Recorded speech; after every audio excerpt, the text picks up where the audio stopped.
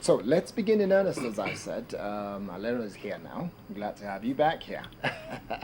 And we're going to start with the spate of natural disasters in Nigeria.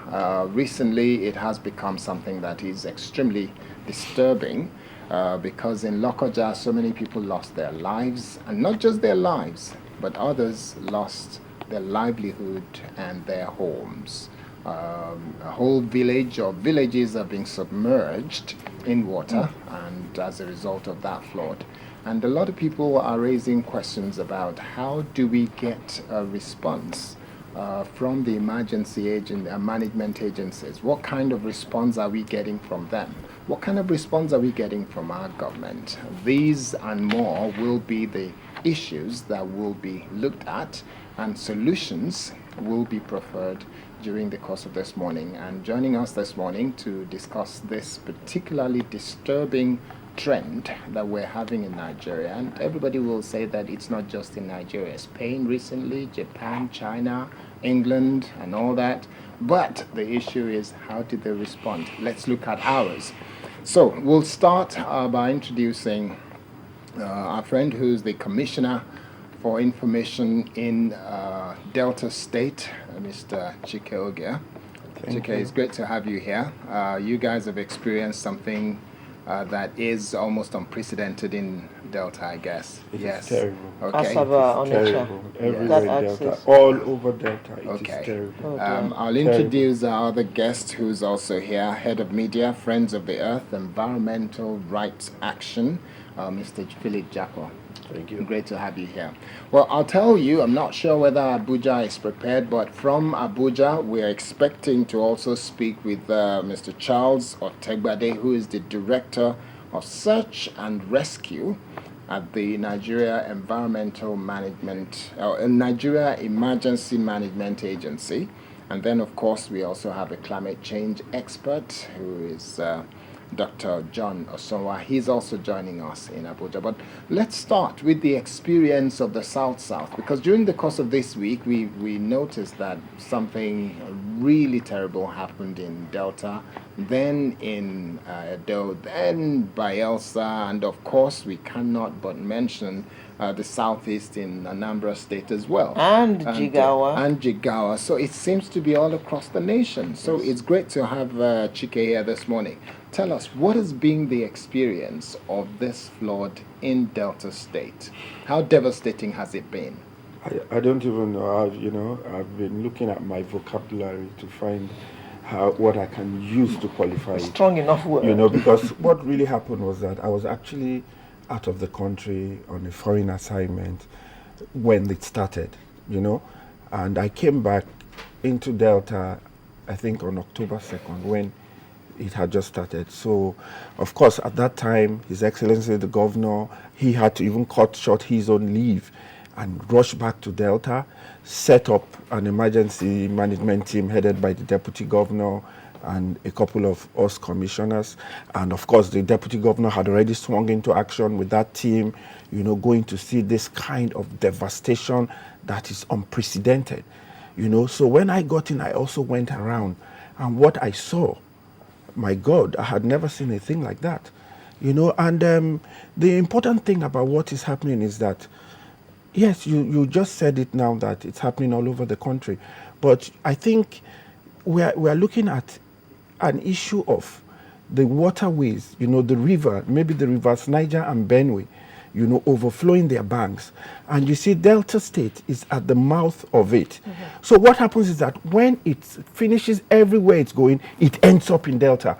So if it's even receding elsewhere, it is ascending in Delta. You go to a place today, you see what the kind of havoc this thing has caused.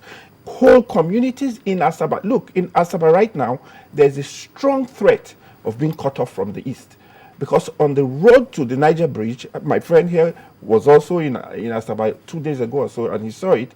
The river is both on the right and on the left side. You see 3-story buildings, all totally submerged. There is a community called the Oko community, which is a part of Asaba. The whole community is gone. Man, woman, child, livestock, burial grounds, sewages, everything taken away. So you can imagine the kind of environmental hazards we're looking at the same time. Now, this is spread all across. Right now, we have about 9 local governments, I think, which, Isoko South local government, Ndokwa East local government, Uyeli South, Udu local government, Anyocha South, and Oshimili South, of course, which is what I just talked about, Patani local government, Brutu local government, Bomadi local government, because don't forget that we are right there at the confluence of the Niger Delta. And the kind of devastation we are seeing is incredible. And you know what we are begging our people, most importantly at this time, is that please they should get out of harm's way. There were certain houses we went to, though it hasn't completely gone, but there was an old woman in a house. She refused to leave her house. Water was coming out of the ground. This is not from anywhere else. From the ground in her house, we saw the thing bubbling. Had to beg her, ma, because they've set up refugee camps all over, or what we call internally displaced persons. But to my mind, the way I look at those things is that I say, are we at war? Because I remember I was 10 years old when the Biafran War began, and I still have memories of that time. And those are the memories playing out with me now. But the difference is that you don't hear guns booming or anything. It's just nature. It's just nature. And how can anybody blame anybody for this? Whoever had any tutorials or had any rehearsals about this kind of devastation, like you said, even all over the world. I was in Europe when it really started that the whole of York was underwater. Yes. Everywhere. Spain, the southern part of Spain, which is like the holiday resort of the whole of Europe. Underwater. 1 minute ago, they were talking about fires there. The next minute, flood has taken the place over. Okay, let's quickly find out, because a friend here, Philip, you were in Kogi State last week. You will have an experience, you will have a story to tell us. What has happened in Kogi, the Lokoja access of Kogi and that expressway that links the north to the south? What's it like? I think the commissioner has practically used some of the language I would have wanted to use, but you can use it again. What I saw in Lokoja is town, and then the communities around Lokoja, I came away with the impression that we've not used the right words. These areas should be declared disaster areas. We should declare a state of disaster.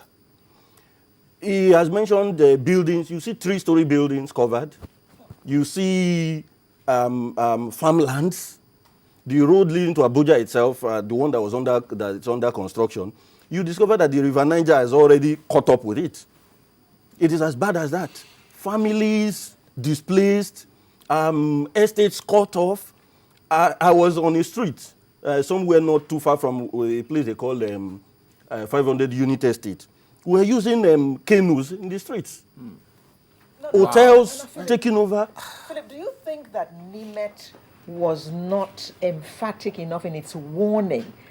It did whisper to us that there was going to be plenty of rain this year. Maybe it didn't give us the warning strong enough for us to actually pay attention. Well, I don't really want to believe in that, because NEMET actually said they wrote to some state governments. But these things were not taken serious. But let us look at it on a wider scale. You see, what is the cause of this flooding? It's both natural and human. I say natural because, of course, due to climate change, we've had more rains. You have the dams. But then, let us take one of the dams, for instance, the Lagdo Dam in Cameroon, which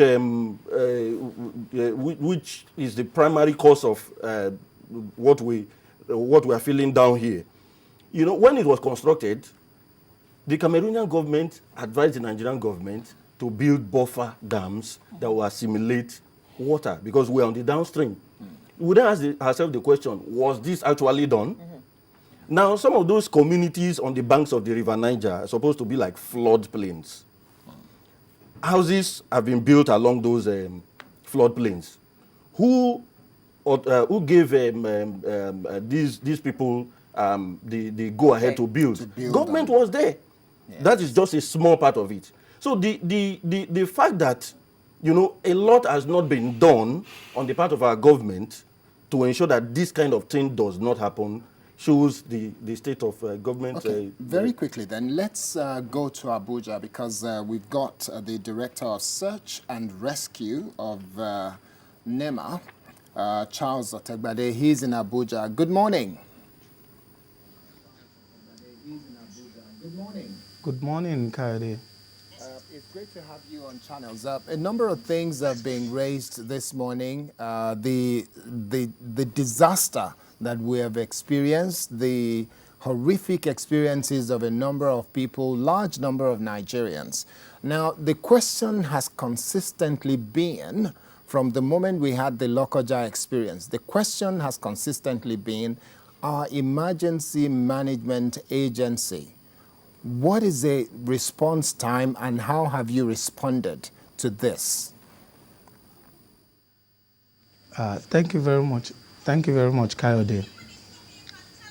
Actually, if I backtrack a little, the current emergency situation that we are facing did not start from what we are experiencing right now in Lokoja, like you said. We invested quite a lot of energy in sensitizing the populace to the possibility of this flooding and the possible effect. And when this flooding started, we mobilized quickly with other stakeholders, state governments and all the other agencies that I just mentioned to respond immediately. The first indication of the flooding that we got started from up north, particularly in Adamawa State and Taraba States. And like my co-panelist had indicated, the excess rainfall and the release of water from the dams had together contributed to what we are experiencing now. So what we are seeing now is a gradual move down of the accumulated waters, both on the rivers Niger and Benue, downstream towards the Delta. So effectively, the Emergency Management Agency has been doing its best. All our staff, even myself, I just got back from the field yesterday, and by Monday I'll be going back again. So we've been responding. During the, like I said, the aspect of the during the disaster, we conduct search and rescue operations. I particularly led the team that went to Kogi State. We rescued over 6,000 people that we took to the IDP camps. After that, after the event now, the next mandate that we have to look at is how to rehabilitate the people. But in the interim, our first action is to